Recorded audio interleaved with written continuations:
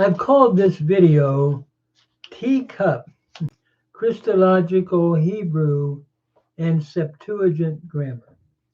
I would invite you to grab a teacup and join as we look at one verse in the Hebrew and Greek grammar and how it has influenced the New Testament. In this video, I call it teacup because when you're drinking a teacup, and I'd invite you to drink one with me here in this video, when you're doing that, you're not drinking a gallon, so we want to keep it short. And so we are in Isaiah 52, verse 13, one of the servant songs of Isaiah, in which, when you read the New Testament, it is applied to the Lord Jesus Christ. We see it in the Gospel of John, and we see it in the book of Acts 8, and we see it in 1 Peter 2. So I'm picking up at verse 13, pointing all the way through, I believe, to Christ. I've done a longer video before, but we're going to keep this teacup type of a video. So we read, Heneyas kilavdi, yarum benisa vegeva ma'od. Behold, my servant shall cause to prosper. He shall be raised, he shall be lifted up, and he shall be exceedingly high. As we look at this verse, Yaskiel is from Sakal, and it means to prosper. Here we have a Hiphial imperfect, third masculine singular, with the thematic vowel pattern of a Pathak Hirik Yod, or an AI thematic vowel pattern, indicative of a Hiphial imperfect. So behold, my servant shall cause to prosper, Yarum Venisa. Yarum is the cow imperfect third masculine singular from Rum. He shall be raised, Venisa, he shall be lifted up, from Nasa.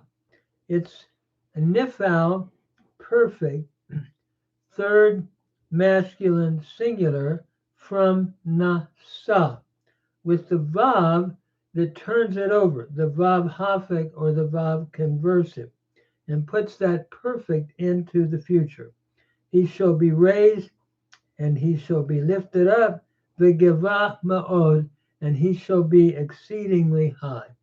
Another Vav conversive, and Gava is a cow perfect, third masculine singular from Gava, to be high.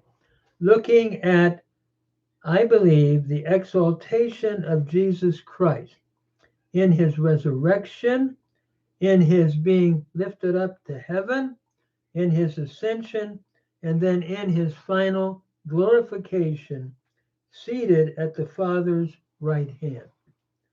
When we look at the Septuagint, it reads, Idu sunese ha paismu, kai hupso thesatai, kai doxas thesatai svadra.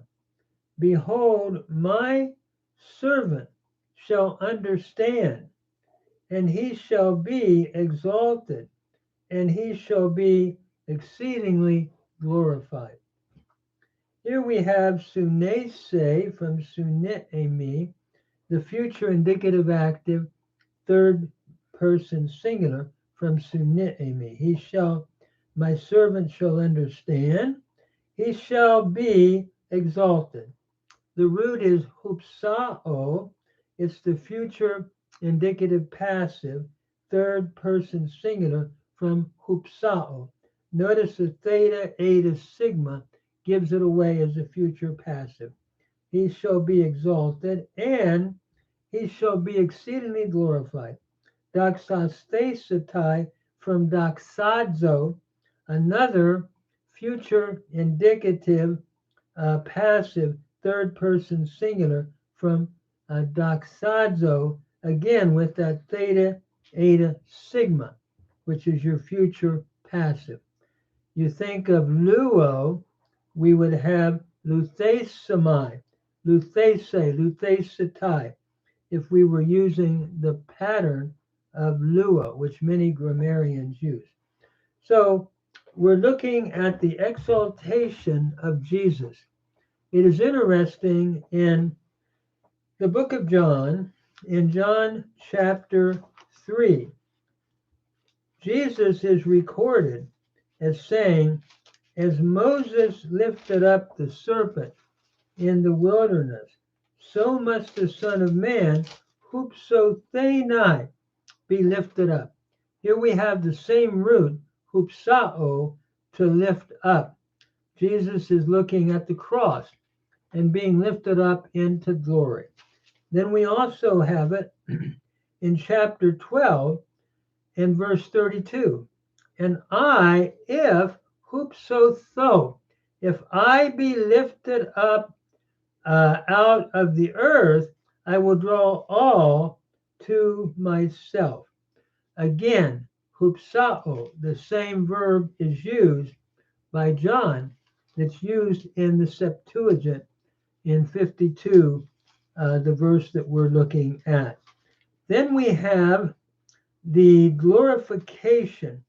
When Judas went out to betray Jesus, we're told in John 13:31, now is the Son of Man glorified, and God will be glorified in him, and God will be glorified in him, and God will glorify him in himself, and immediately he will glorify him. We have that verb again, edoxaste, the Son of Man will be glorified, which is going back to doxazo, and God will be glorified, edoxaste. These are aorist indicative passives, but it's using the same root, doxazo, that the Septuagint used. And God will glorify in him, and immediately he will glorify him. From doxazo again, a future there. So the verb is used throughout this chapter, looking at the passion as the root to glorification. And this was the beginning of the passion. And then in John chapter 17, in the great high priestly prayer, Jesus begins by saying, glorify your Son, doxasan, your Son, in order that your Son, might glorify you, just as you gave him authority over all flesh. There we have doxazo repeated twice, and then we have it again in verse 4. I, edoxasa, I glorified you upon the earth, finishing the work which you have given me to do. And now, doxasan, glorify me, Father, with the glory that I was having with you before the world, the foundation of the world. So one of the things that we need to conclude here in this cup of tea time is that the word in the two words in the Septuagint would be hupsao and doxazo are repeated in John. And this is unique to the Gospel of John, using these two words, which show the importance of the Septuagint in John as he writes his Gospel.